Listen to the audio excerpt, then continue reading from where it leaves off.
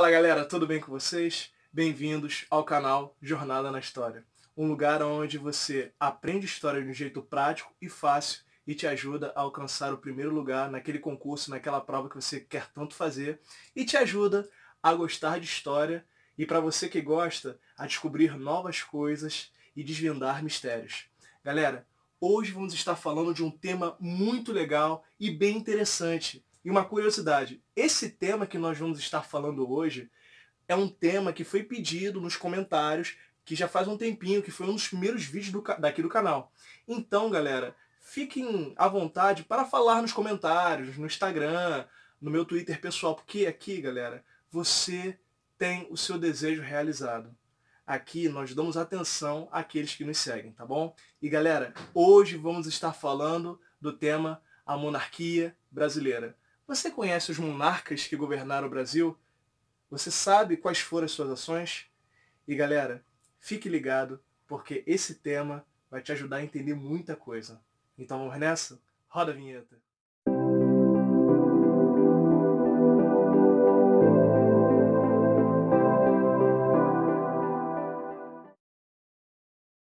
Bom galera, só aquele aviso antes de mais nada, já vai deixando aquele like no vídeo. E para você que não é inscrito, tá esperando o quê? Se inscreve aqui no canal, ativa o sininho das notificações para que quando sair vídeo, você receber esse presente logo na sua tela do smartphone, ou no computador, ou no tablet, enfim, onde você estiver nos assistindo. E galera, outra coisa, para quem quiser nos seguir, vai estar aparecendo aí o Instagram daqui do canal Jornada na História, e na descrição vai estar o meu Twitter e também, galera, a fanpage daqui do canal. Então fique à vontade, galera, você é bem-vindo. E nos siga, porque lá vocês vão receber informações únicas sobre o canal e matérias novas. Não perde a sua oportunidade, hein? Bom, galera, o que foi a monarquia brasileira? É necessário que você saiba e que você se lembre, para quem já estudou a respeito disso, que o Brasil era colônia de Portugal. Lógico. Então, o rei de Portugal também é o rei do Brasil, porque na visão dos portugueses o Brasil era uma conquista, uma extensão do território português. Tá aí tudo bem? Só que, galera, nesse vídeo vamos estar falando daqueles que governaram no território brasileiro, ou seja, aquele rei que pisou fisicamente aqui e governou aqui. Então, nesse vídeo vamos estar falando dos 3 principais monarcas brasileiros. E vamos estar começando com Dom João VI. Eu sei que algumas pessoas podem dizer, tudo bem, professor, só que olha só, Dom João ele foi embora devido à Revolução do Porto, que lá exigiram que ele voltasse. Tudo bem, galera. Só que entenda uma coisa, uma das condições para que a independência do Brasil ocorresse, um dos tratos que Portugal colocou perante o governo brasileiro, fosse que a Dom João VI fosse dado o título honorário de imperador do Brasil. Ou seja, houve o reconhecimento, sim, de que Dom João foi imperador do Brasil. Até porque, galera, o que marcou o reinado de Dom João foram alguns fatores e eu gostaria de estar discorrendo sobre esses fatores com você. Vamos lá. O governo de Dom João, aqui no Brasil, vai começar de uma maneira meio conturbada, até porque ele e a família real tiveram que se retirar de Portugal às pressas devido à ameaça de Napoleão e suas tropas. Eu vou estar falando sobre o governo napoleônico em um outro vídeo. E nesse detalhe, que ele teve que se decidir a quem apoiar entre a Inglaterra e entre a França, Portugal apoia a Inglaterra. E nisso, a família real teve que abandonar Portugal e vir para o Brasil. Então, uma das ações que Dom João, como rei, teve que fazer era tirar a Casa Real de Portugal e transferi-la para o Brasil. E galera, isso vai ser muito benéfico para o Brasil. Até porque, quando a família real chega no Brasil, passa primeiro em Salvador, entenda, eles chegaram primeiro em Salvador, depois desceram para o Rio de Janeiro. E uma das ações que ele vai fazer ao chegar no Rio de Janeiro é modificar a cidade. Como o quê? Bom, ele vai criar o Banco do Brasil, o Jardim Botânico, algumas escolas de medicina, algumas escolas militares e modificar até mesmo o título do Brasil. Até porque o Brasil não era mais colônia. Agora, o Brasil seria nada mais, nada menos que Reino Unido. Ou seja, o Brasil saiu de status de colônia e passou a ser reconhecido como metrópole. Ou seja, uma das ações feitas por Dom João VI foi mudar o título, mudar aquilo que o Brasil era de colônia para metrópole. Ou seja, esse rei não pode ser desprezado de maneira alguma, até porque isso vai acelerar o processo de independência do Brasil. Mas entenda, não foi ele que fez a independência. Passado o período napoleônico, depois que Napoleão é preso, Dom João resolve ainda permanecer no Brasil. Só que Portugal não estava aceitando aquilo. E devido à Revolução do Porto que ocorreu lá, Portugal exigiu que Dom João retornasse para o seu local de origem, o seu país, até porque ele é um rei português, ele tem que voltar para cá. Dom João retorna. E ao retornar, ele coloca em seu lugar, ele deixa aqui o seu filho Dom Pedro I, e é dele que vamos falar agora, o segundo monarca. E ele dá um conselho a Pedro. Ele fala: Pedro, antes que o aventureiro faça a independência do Brasil, faça você, se necessário for, faça a independência do Brasil. E Dom Pedro I, depois que o pai vai, começa um governo no Brasil. E um dos momentos mais interessantes e que marcam a estadia daqui de Dom Pedro I é o dia do fico, quando ele decide, pelo bem da nação, como ele disse, ficar no Brasil. Só que alguns problemas vão começar a ocorrer. E que problemas são esses? As exigências de Portugal e uma das maiores, que o Brasil retornasse ao status de colônia. A nobreza brasileira não aceitou de maneira alguma que isso acontecesse.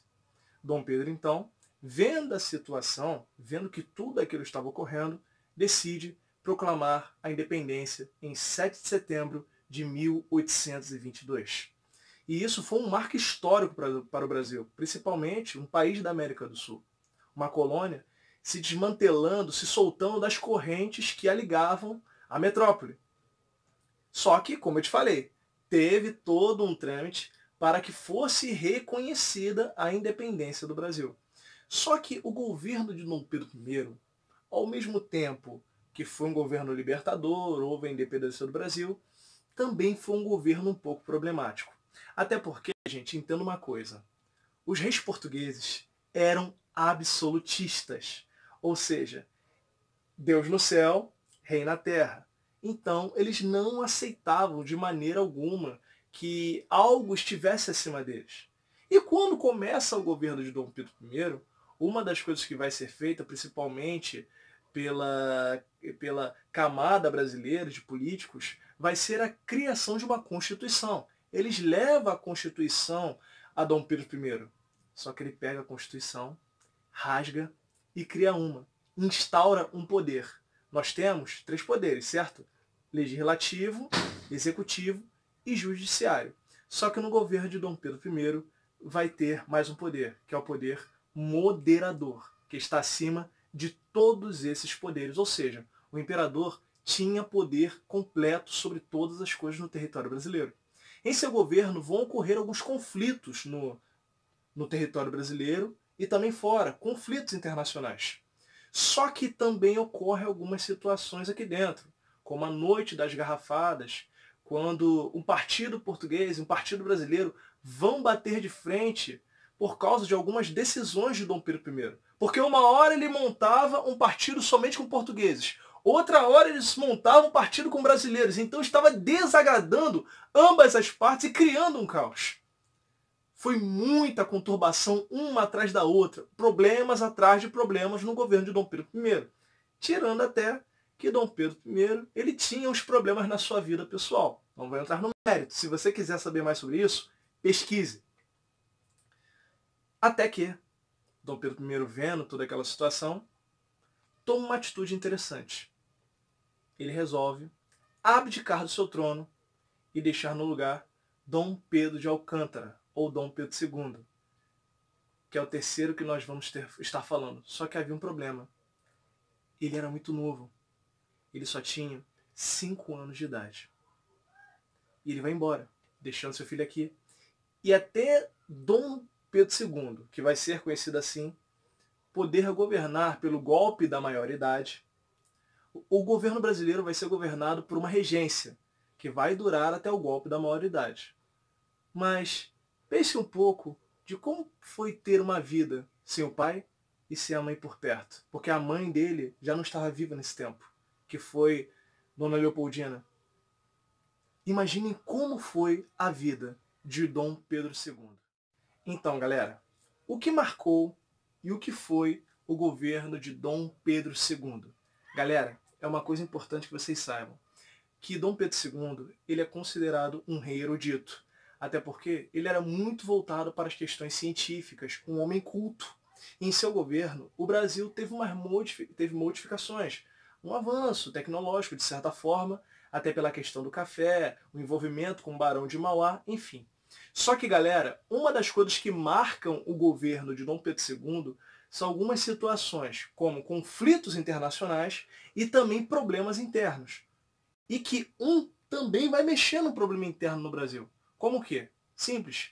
A Guerra do Paraguai, que vai ser um dos conflitos que vai mexer com a estrutura social do Brasil, principalmente envolvendo o exército e escravos, que a partir da Guerra do Paraguai, soldados brasileiros vão começar a ver os escravos como pessoas iguais, que lutaram ao seu lado pela mesma causa.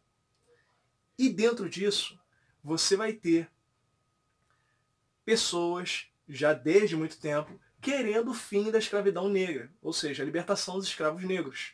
Você já tem um fator, como o exército querendo a libertação. Qual seria o segundo? Bem, Dom Pedro II vai ter um problema com a Igreja Católica, aonde a Igreja vai deixar de apoiar o seu governo. Então você já tem um segundo problema. E qual seria o terceiro? O terceiro, galera, vai ser ocasionado pelo seguinte.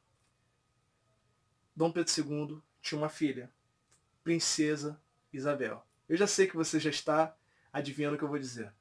A Princesa Isabel, ela vai escrever e declarar a libertação de todos os escravos no território brasileiro. E ao fazer isso, tinha-se uma promessa de que os senhores de engenho, os fazendeiros, teriam um ressarcimento devido a essa libertação dos escravos. Só que não teve direito. E como não teve, também se tem esse desacordo e esse apoio da burguesia, esse apoio dos fazendeiros ao governo imperial. Devido a isso, o que vai acontecer? Simples, galera. A proclamação da República em 1889.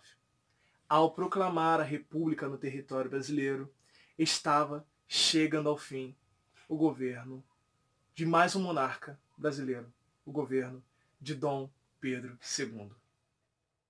Bom, galera, esse foi o vídeo de hoje.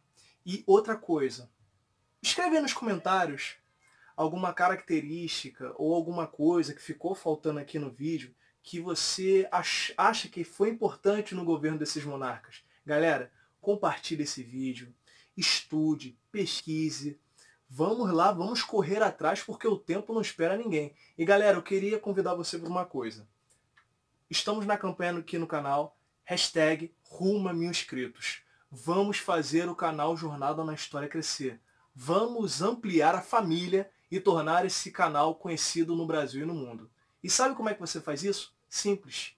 Compartilhando, mandando para os amigos e pedindo para o pessoal se inscrever. Inscreva-se, galera. Esteja ligado, porque a jornada, ela continua. Eu fico por aqui e só tenho a dizer tchau, tchau.